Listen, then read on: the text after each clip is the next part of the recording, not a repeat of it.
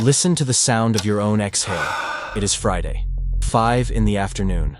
You walk out of the building, or you close your laptop, and you let out that heavy, exhausted sigh. You tell yourself, I am done. The weekend is mine.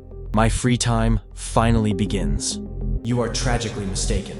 What you call free time is the most successful corporate scam in human history. The exact moment you collapse onto your couch, unlock your screen, and start to scroll, you did not stop working. You just shifted from a job that pays you a wage to a job where you are the product. Welcome to the invisible factory. Welcome to the greatest heist of the modern world, where your free time was stolen, repackaged, and turned into unpaid labor. To understand how you became an unpaid employee of the digital empire, we have to look backward. 100 years ago, the transaction between a worker and a boss was brutal, but it was honest.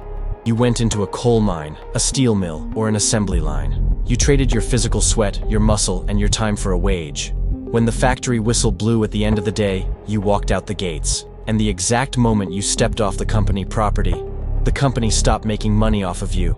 Your evening belonged to you. You sat on your porch. You talked to your family. You stared at the wall. The industrial barons owned your labor from 9 to 5, but they did not own your rest. Your rest was a dead zone for capitalism. It was unmonetized. It was useless to them. And to the modern financial system, unmonetized is a highly offensive word. Fast forward to today. The physical factories still exist, but the most profitable factories on Earth do not produce steel, or cars, or microchips. They produce behavioral data. They produce predictable human habits. And the raw material for those factories is not mined from the Earth. It is mined directly from your optic nerve. When you leave your office today, the system does not stop extracting value from you. It simply shifts the method of extraction. You transition from generating revenue for your employer to generating revenue for the platforms. Every single time you swipe your finger across that screen, you are pulling a lever on a digital assembly line. Every time you pause on a video for exactly 2.4 seconds, you are feeding a quality control metric into a $1 trillion algorithm. Every time you type a comment, share a post, or click a link, you are actively manufacturing the exact product that these corporations sell to advertisers. You are working. You are performing highly specialized, emotionally draining, continuous data entry labor. And your compensation is a microscopic, fleeting hit of cheap dopamine. Think about the sheer scale of this unpaid workforce. There are billions of people sitting in their dark living rooms right now, believing they are relaxing. They believe they are exercising their freedom. But if you look at the architecture of the platforms, they are designed exactly like a casino combined with a sweatshop. The infinite scroll was not designed for your convenience. It was designed to remove the stopping cue. In the physical world, a book has chapters. A television show has an ending. A newspaper runs out of pages. There is a natural boundary that tells your brain, the task is complete, you can look away now. The architects of your digital life deliberately assassinated the stopping cue. They engineered a bottomless feed so that your shift never has to end. You sit there, exhausted from your 9 to 5, thinking you are doing nothing. But you are doing exactly what the machine requires. You are labeling data. You are training artificial intelligence models. When you click on a grid of pictures to prove you are not a robot, you are training autonomous driving software. When you engage with an outrage-inducing post, you are teaching the algorithm exactly which psychological triggers successfully bypass your rational mind. You are the unpaid research and development department for the wealthiest companies in human history. That is the genius of the scam. If a physical factory demanded that you work an extra 4 hours a night for zero pay, you would riot. But because the assembly line is made of pixels, and because they labeled it free time, you do it willingly. In the glass boardrooms of Silicon Valley, they do not call you a user. They call you an active engagement metric. They look at the hours between 6 p.m. and midnight not as your personal time, but as uncaptured market share. To them, your sleep is a competitor. Your family dinner is a competitor. Your quiet moment staring out the window is a competitor.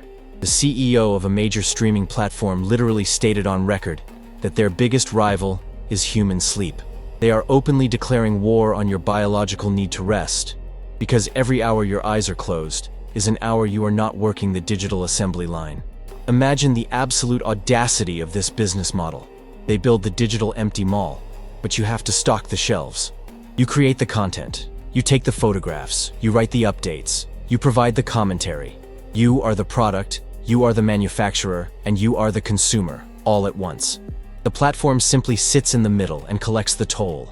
Your entire identity, your memories, your political beliefs, your fears, and your desires are meticulously categorized, packaged into data profiles, and sold to the highest bidder on automated ad exchanges in milliseconds.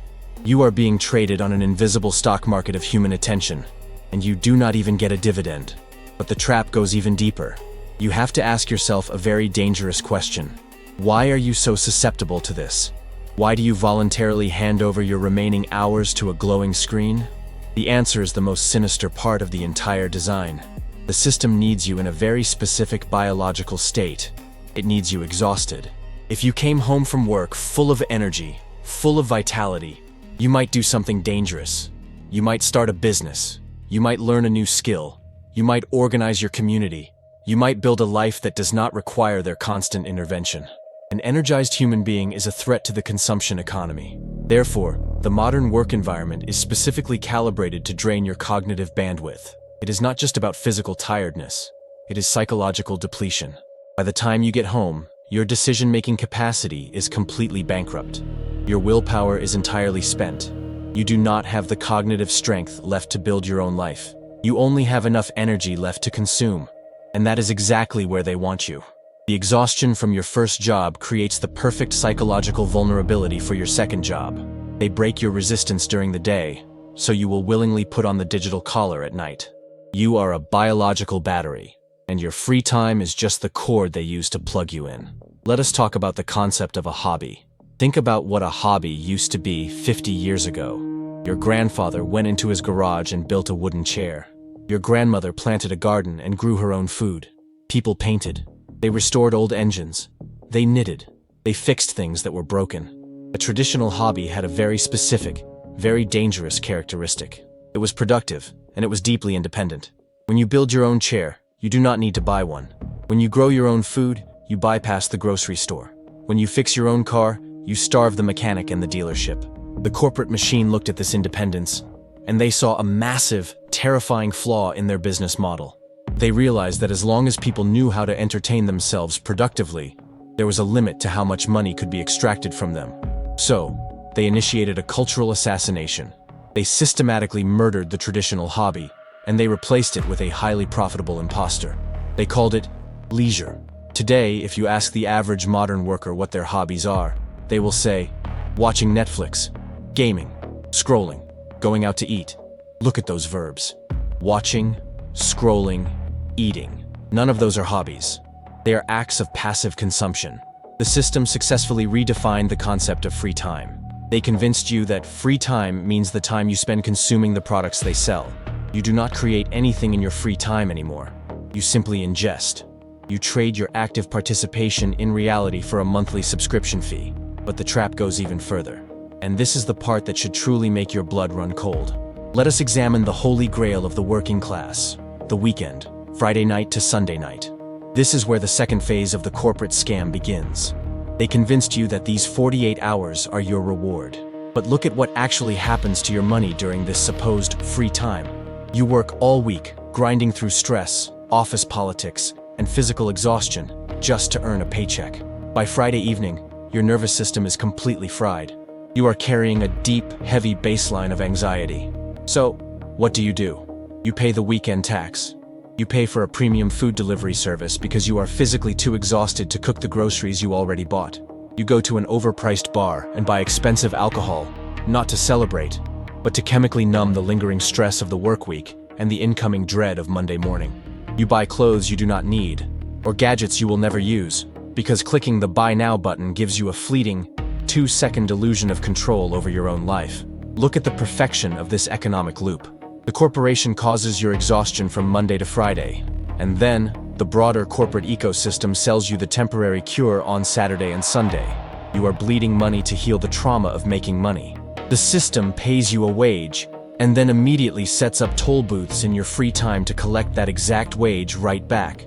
They are just renting you your own money for 5 days, knowing you will return it on the weekend just to feel sane. It is a perfectly sealed loop, and as long as you are stuck in it, you will never build wealth, and you will never build freedom. You are running on a treadmill that powers their mansion, while you struggle to pay rent on your apartment. So, how do you break it? How do you escape a prison that does not have walls? A prison where the bars are made of convenience, entertainment, and dopamine. You do not escape by buying another self-help book. You do not escape by downloading a productivity app. You cannot buy your way out of a trap built by a consumer economy. You escape by committing an act of absolute economic sabotage. You escape by resigning from the unpaid second shift.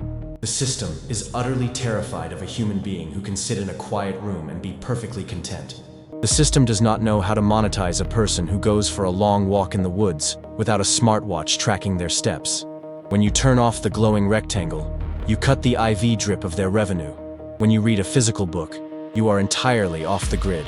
You are a ghost to their algorithms. They cannot track how long your eyes linger on a page. They cannot sell your imagination to an advertiser. When you choose to sleep 8 hours a night instead of binge-watching another empty show, you are starving their data centers. Reclaiming your free time is not about self-care. It is a radical act of rebellion against an empire that wants to consume your entire existence. You have to look at your attention as the most valuable asset you own, because it is. It is the only thing you have that cannot be printed by a central bank. It is the only thing you have that actually constitutes your life. Where your attention goes, your life goes. If you give it to the infinite scroll, your life becomes the infinite scroll. Forgettable, fleeting, profitable for someone else, and entirely empty for you. It is time to fire yourself from the unpaid job. Tonight, when the exhaustion hits, when you sit on the edge of your bed and your hand instinctively reaches for the phone to numb the fatigue of the day, stop. Pull your hand back. Leave the phone in another room. Turn the screen off. Let the silence hit you. It will be uncomfortable. Your brain, addicted to the constant drip of cheap stimulation, will panic. It will beg for the digital pacifier. Let it panic. Let the boredom wash over you. Let the silence hurt. Because on the other side of that uncomfortable silence is the one thing they spent trillions of dollars trying to make you forget. Your own mind. Your time is your life. Stop working for them for free. Wake up.